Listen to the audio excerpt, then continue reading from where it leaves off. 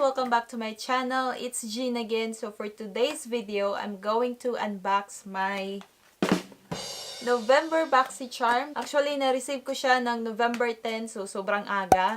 Pero wala kami dito nung dumating siya, kaya ngayon ko lang siya i-film. Alam ko kung ano yung tumatakbo dyan sa isip mo, kung bakit ganito yung itsura natin, kung bakit meron tayong bangs. Last weekend, pumunta ako ng salon, nagpagupit ako ng buhok at nagpalagay ng bangs kasi sobrang haba na nung buhok ko, guys. So anyway, itong video na to ay hindi about sa buhok ko, kundi about sa box na to. So let's proceed sa box kung ano yung mga nilalaman niya. Pero bago niyan, sasabihin ko ulit na yung interesado sa Boxycharm or interesadong magpa-member ng Boxycharm, ililive ko yung link niya down below. So, $21 lang siya and yung ma-receive mo ay 4 to 5 full-size product with a retail value over 100. So, ayan siya. Paulit-ulit na lang ano, pero yan naman talaga eh. So, ito yung box and then as usual, binubuksan ko na siya.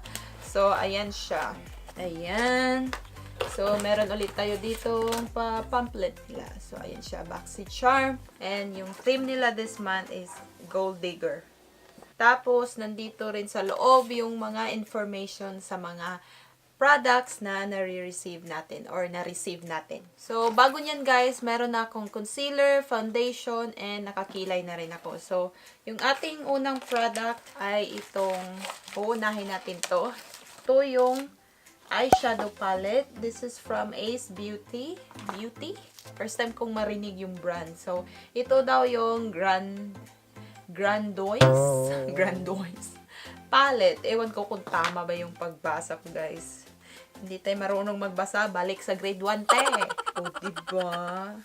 Ang bongga ng packaging. So, ayan pa rin yung packaging. Ang ganda ng packaging, guys, ha. Mamahalin. But, so, ayan yung ating eyeshadow. Oh my God. Ito silang apat, guys. They're calling my name.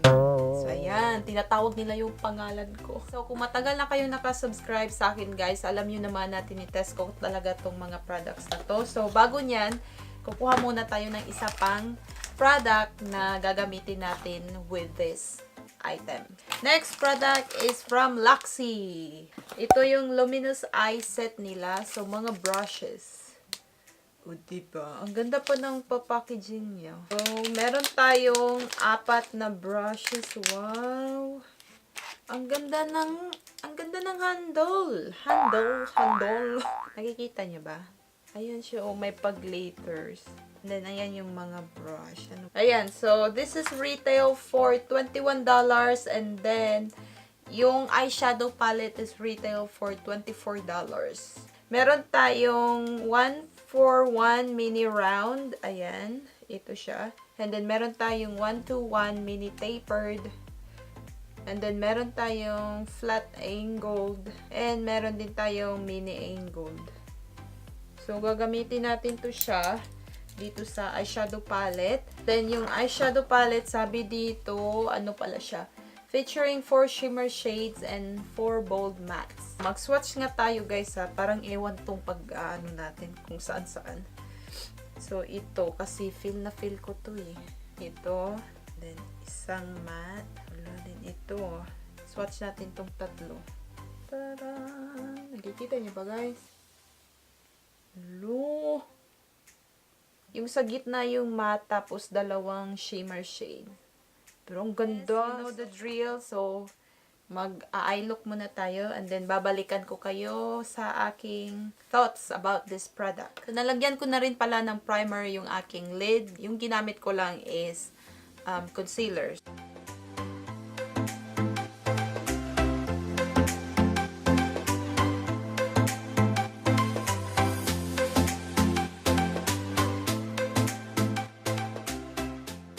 Masyado siyang maliit, so mag-move ako dito sa aking brush.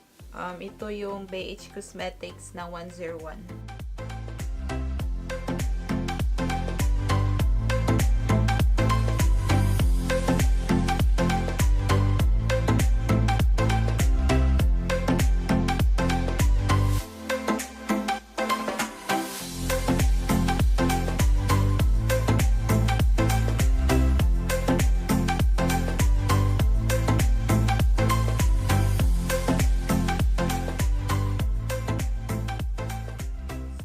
guys, nilagyan ko lang siya nito. Ito na shade. Ito yung Prime Rose. And then, gagamitin natin ito sa ating outer corner. And try ulit natin itong gamitin itong brush.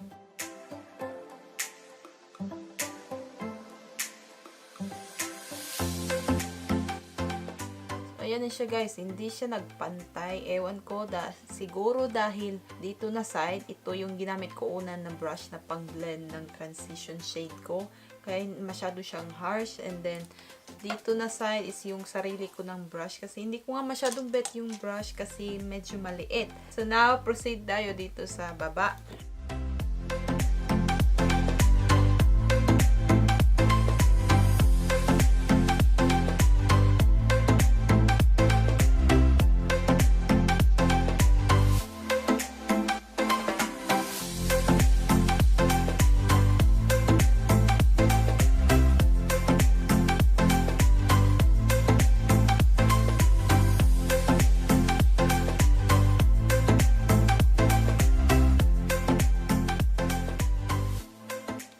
Ayan na yung look na nagawa ko guys, and nag-attempt pa talaga ako ng wing liner ha, na hindi ko naman talaga kaya. Yung mga brushes guys, hindi ko siya masyadong bet.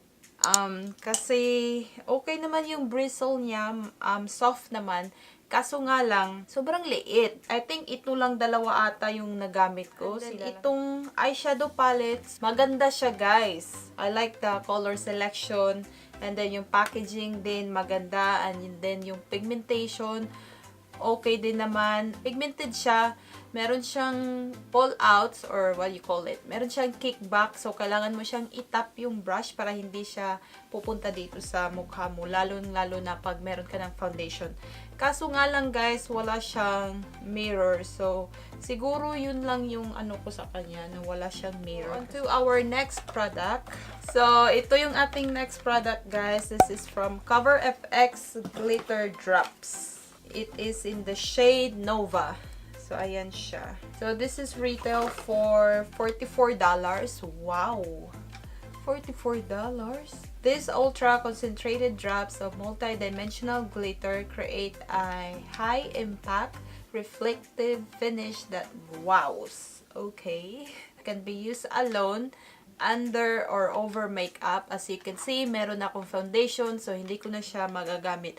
Bala ko sana kanina i-mix siya sa foundation, pero walay na guys, huli na ang lahat kasi naka-foundation na nga tayo. Yeah, gaya nga dito. Or mix into your foundation or moisturizer for an incredibly luxe glitter effect on the face and body. And then, yung bala ko is gawin ko siyang highlight. Kaso guys, naset ko na yung foundation ko ng powder. So, ito kasi yung mangyayari pag yung foundation mo, naset mo na ng powder and then balak mong gumamit ng mga cream products. Dapat, bago mo maset yung foundation mo ng powder, cream products lahat, saka mo iset ng powder. Or else, magpapatchy yung base or yung base is parang madra-drugs. Ewan ko kung naiintindihan nyo ba yung ibig kong sabihin guys. Pero, for the sake of this video, gagawin ko pa rin siya kahit na magpatchy yung ating base. So, ayan siya, i-open natin. Ang dami nating hanash. So, ayan yung itsura. O, diba? Very fancy. Shake well before use. So, dapat talaga guys, shake natin yung mga ganitong mga products, lalo na yung mga foundation. So, mag-swatch tayo dito. So, ayan siya. Oh, sobrang reflective niya guys. Grabe yung glitters. Kitang-kita ko, beige. So, mag-apply lang ako dito sa aking cheekbones. Wow. Kita nyo ba yun, guys? So, i-blend lang natin. O, diba? Parang basa na basa yung ating mukha. So, dito sa kabila. Kung sa malayo, guys, sobrang ganda niya. Pero pag sa malapitan, sobrang kitang-kita mo yung mga glitters. Para sa akin, hindi ko siya bet na pang highlighter. I mean, hindi naman talaga. I don't think sinabi dito na pwede siya pang highlighter. Or siguro pwede, kasi sabi you can use it alone. Kailangan mo ng dewiness sa foundation mo. So, maganda siguro to siya i-mix. Siguro maganda to siya paggabi. magkaklabing kayo ng magkaibigan, tapos gusto mo ng grabe-grabing highlight na yung malayo ka pa, kitang-kita ka na. So, siguro ito maganda. Siguro maganda siya din sa, sa katawan. Yung gusto mo ilagay dito sa collarbone mo. So, meron tayong dalawang products dito na hindi ko siya magamit. Magamit ko siya pero hindi sa mukha. So, tatapusin ko lang the rest of my face and I will be right back sa ating last two products. Balik tayo sa pagbabags. So, our third product is from Bodyography Pro. This is their makeup brush cleaner. So, that's really good, guys. Meron tayong makeup brush cleaner kasi kailangan ko nang linisin yung aking mga brushes kasi sobrang dumi na nila. Made from natural orange peel and gently cleansers. This cleansing spray easily disinfect and condition your brushes. This is retail for $12. Try natin to. Sabi dito, spray directly onto brush hair and gently wipe on a paper towel. Swirl natin siya dito. Okay. Ayan siya. So, hindi ko pa siya masyadong inano, guys. Pero in fairness, ha.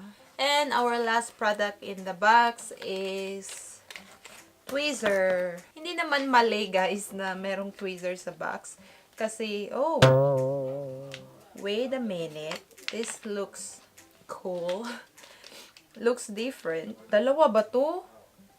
Dalawa o isa lang?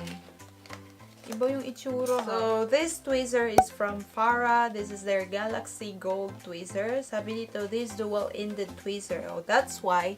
Kaya sabi ko, dalawa ba to o isa lang? Dual-ended pala siya, guys. So, ito yung itsura niya. Wow, first time ko atang makakita ng tweezer na ganito. So, meron siya dito. Tapos, meron din siya dito. Kaya akala ko dalawa ba to? And then, ayan yung pa-style, pa-itsura, pa-design. This unique patented design is made with surgical stainless steel. The flat side removes coarse, thick hair, and the pointed side twists away even the finest hair. So, ilalagay natin ito sa ating travel bag. Kasi magagamit natin yan. Kasi yung asawa ko din, guys, gumagamit na rin siya ng tweezer. Kasi nagbubunot din siya ng mga white hairs niya dito sa brows. So, that one is retail for $12 as well. So, those are the products that I received. So, now, i-compute natin, guys, kung magkano yun lahat. So, sabi ni calculator, the total value of the box is $113.99. So, yun, malaki ulit, of course. Always naman talagang malaki si Boxycharm. And then, yun nga, guys, kung gusto yung magpa-member, ililid ko yung link down below. So, siguro yung pinaka-bet ko, guys, is yung eyeshadow palette. Ito. And then, yung mga brushes, okay lang. Hindi ko siya masyadong bet kasi maliliit nga siya. Hirap siyang gamitin. And, ito siguro okay lang din kasi very handy. And then, yung brush cleaner. Sino ba namang ayaw ng brush cleaner, diba? And yung CoverFX, yung drops, okay lang. So, that is it, guys. And I hope you enjoy watching this video. And if you did, please don't forget to hit like, comment, and subscribe if you haven't yet. And also, please don't forget to ring the bell if you haven't already. And I hope to see you in my next video. Bye! And, by the way, huwag kayong malilito, guys, na sa next video ko is yung buhok ko is yung mahaba pa. Kasi sobrang late ng mga travel vlogs ko. Anyway, bye! So, sabi ni calculator, the total value, okay lang. Pero itry ko siyang gamitin sa foundation. Foundation!